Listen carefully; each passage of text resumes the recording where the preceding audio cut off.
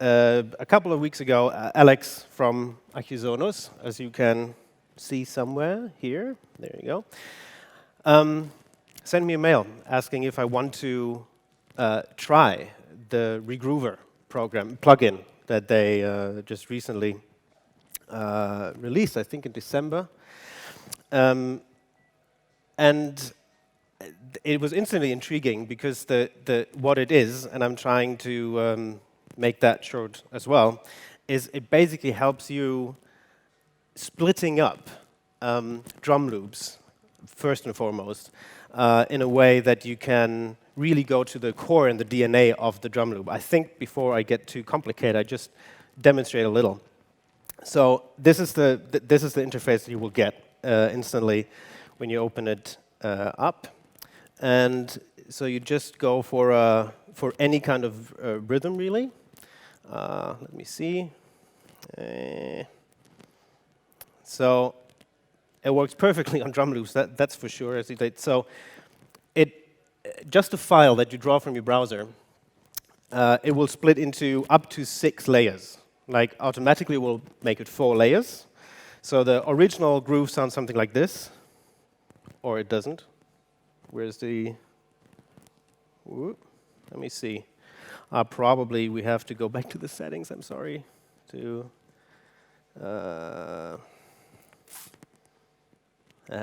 what I thought. Okay. So in this mode, the Regroover will show you or will display and play back the groove as it's supposed to be, or it doesn't. Where's the? Why don't we hear anything? Good. Yeah, almost. So there you go.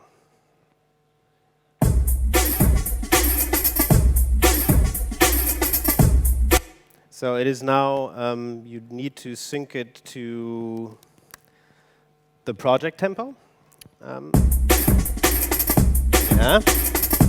So we know that quite well, and it's one of, at least I do, and this is one of these grooves that I love to experiment with, and obviously old school drum and bass, it's what's not to like. And you want to go deeper into that structure of the actual groove by saying, like, this hi-hat that is in there always annoyed me.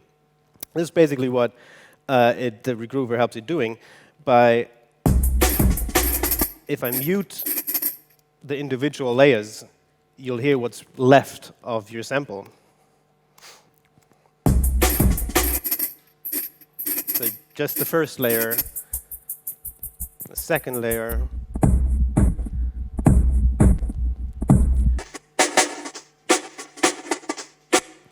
So and it also creates these really wonderful kind of granular artifacts that are, I think, coming out of the algorithm that drives the entire thing. Alex will be able to tell you much more about that technically, because, as I said, I'm really interested in the outcome, not so much in the process behind it.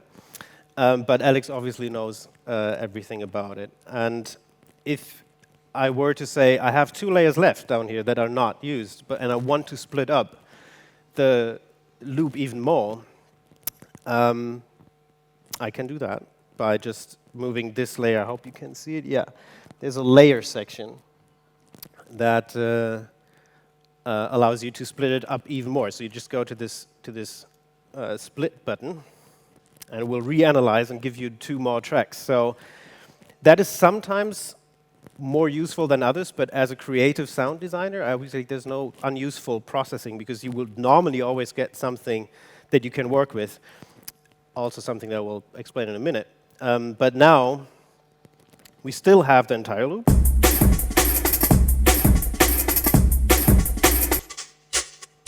And it reanalyzed the groove differently now. Yeah.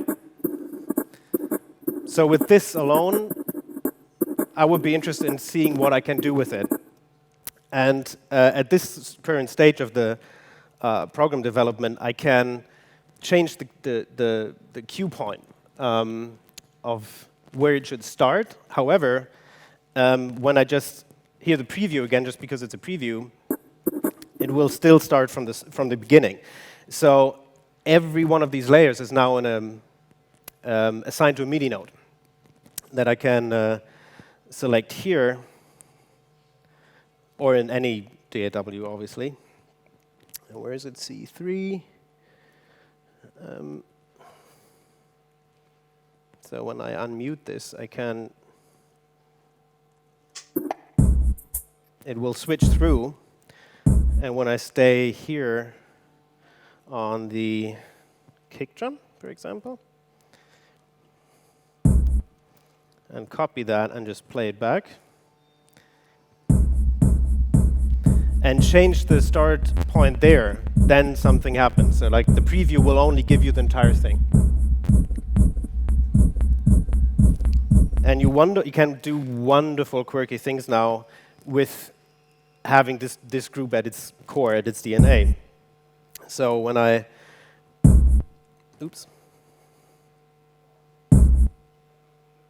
add,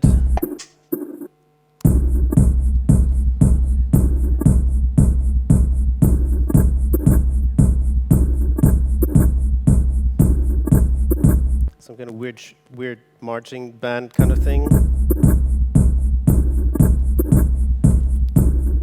So basically, that was the basic impression that I got. So I'm splitting something up like a groove, and it works very, very well on beats, and can rearrange any kind of groove that I already know, that I really like, that I want to, kind of mess up more. And so I thought, why don't I do a little loop, like a track, a mini track, basically only using the regroover. So a little bit of reverb probably here and there. In addition, I'm sorry, I forgot something very, very important actually, because that will be important here. You have two layers, two sections here. One is the layers, so that will be the groove that you actually extracted.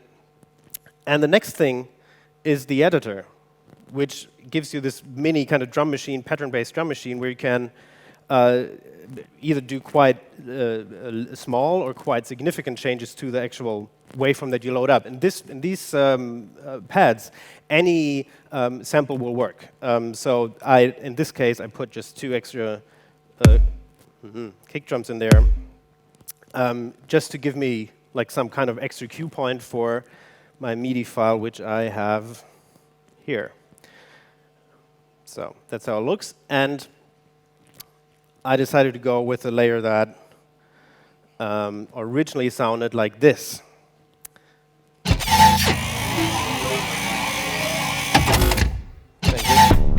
So that was the layer that I really liked.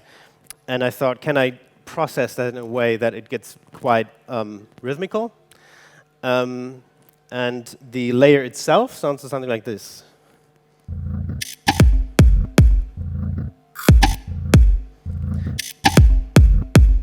So it's only this sound, or fragments of this sound,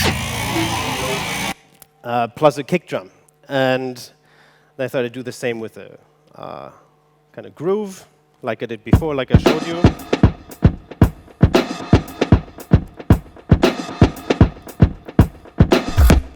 The same again with, let me see. That's the preview again, the original file. And the regrooved file would be something like this. So here's the changes, not too drastic, but I can do what I feel is right. And then I thought some Bach actually is never wrong. Like wherever you add Bach, things get better. So I stole a couple of organ samples from Bach and sequenced this really, really short track together just to see how far I can get with only using the Regroover and a little bit of delay.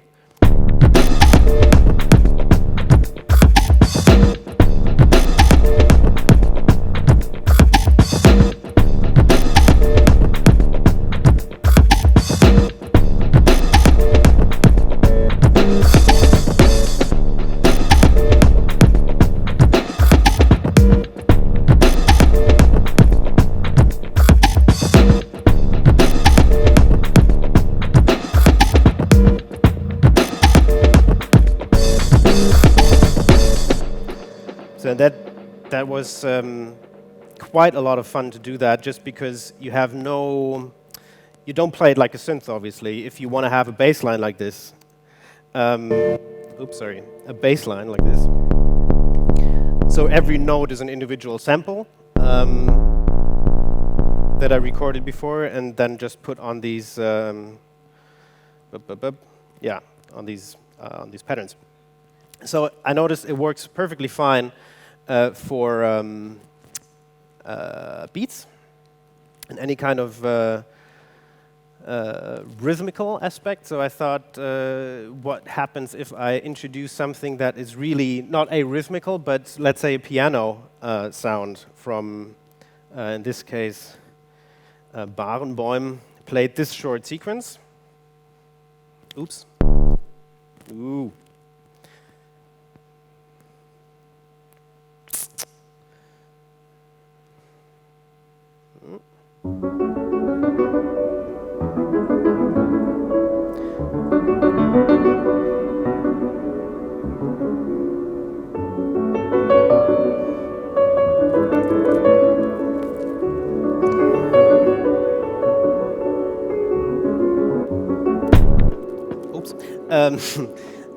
Since it is very rhythmical, but it's not a drum pattern, so that was instantly intriguing. So if you play this preview and strip away the individual layers, or solo individual layers, something really interesting will happen. So I'm just muting one layer at a time.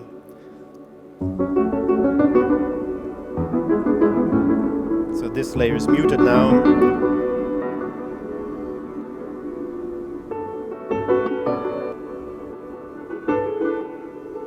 You get this like instant kind of ambient record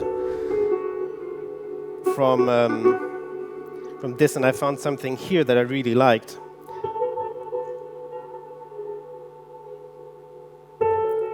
And put this into a sequence here, just basically repeating a certain snapshot of the Regroover.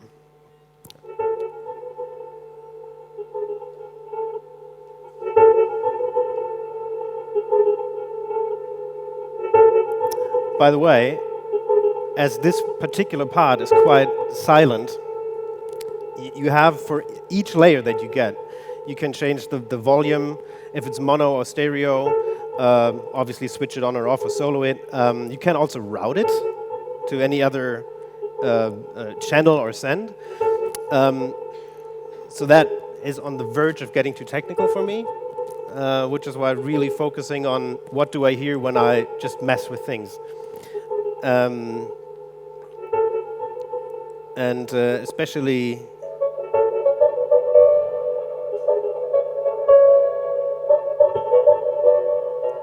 you could also gate and EQ stuff here, but I'm really focusing on what is the result when the algorithm does its thing, and that's beautiful, and goes very, very fast. Like you have an instant result. You just pick a certain section and load it up. The same goes for rhythmical, or let's say arrhythmical percussive material, like this sound. I hope it's not too loud. It was pretty loud before. Which is, I'm not even sure about the source, what it was.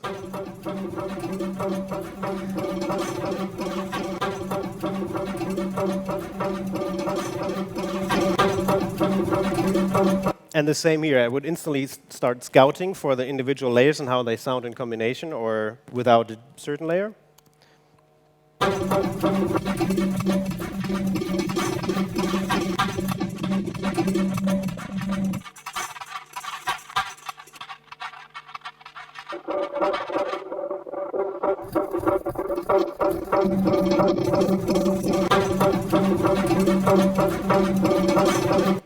So, and same here again.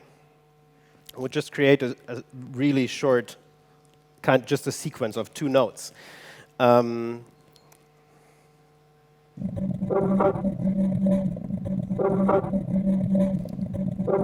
Which, at least in my compositorial process, could serve as a base for any kind of song. Like, based off of this, I can pretty easily find more ideas. And obviously, because it's only playing 2 of the activated 6 layers, that's why it sounds like it sounds. If you put all the layers, like all the notes on the layers, it will obviously play back exactly the original again. So if I wanted to change this,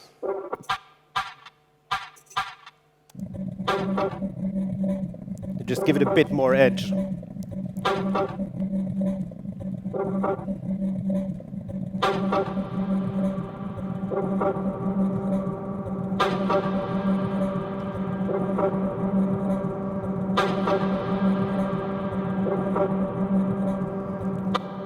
So what I found intriguing about the entire thing is that you get very, very far, very quick, and get a lot of very hands-on ideas without having to be too technical. You can get very technical, actually, if you want to, with this. But for me, it's just like, if I hear something and it is fine for me in 2 seconds, then I can build upon that. I don't want to spend too much time actually figuring out how to route, how to do things. Like, I just want to make music, and I'm very thankful for people like Alex and so many here, that they also spend a lot of time with the technicality part. So some musicians don't have to, which is very, very good, very, very nice. And the last thing that I want to mention is that it also works on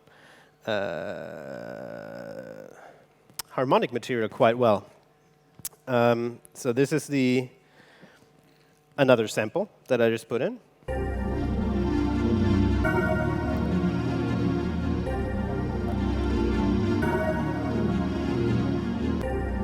So speaking of like complex textures, where there's pads and chord changes and chords, and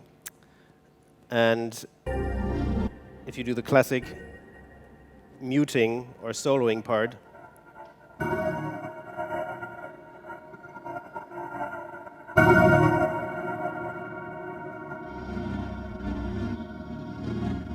for example, here I would hope that if I mono that I get more from obviously from the interesting part of the. So I only get the lower layer focused when I put it in mono.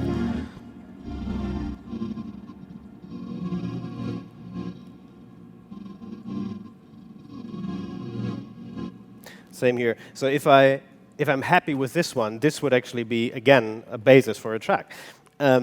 If there is something in there, for example, that I want to erase because for any reason I don't like it, you would mark that, and below the famous split button, that's the button that will have a lot of duty when you use this, as a little eraser. And if I mark the section that I don't want to have anymore, I mark that, go on the eraser, and then split the entire thing again. And then it will be, oops. Or will it? It should be gone by now. Yeah, now it's gone.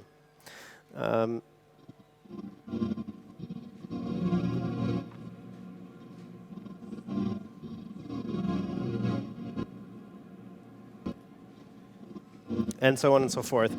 I confess I haven't figured out a way to bring back what you erased, so you have to ask Alex. But as a very, very creative, destructive process, it's very helpful. Got to check for a time. I'm not sure. We'd start a little bit late. Is there, how many? Is it 10 minutes left, 5 minutes left? Okay, good. So you started 5 minutes late. I do for another 5 minutes.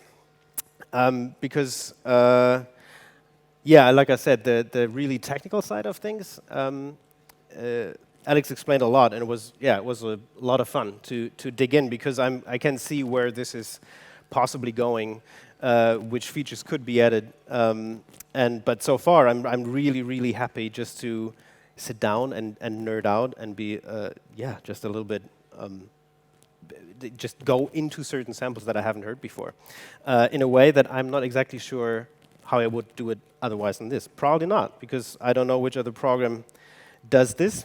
And I can only encourage you to go to their booth and talk with them. And I'm very thankful that they let me talk, and hope you're having a wonderful time. here. Thank you so much. Have a great day. Thank you.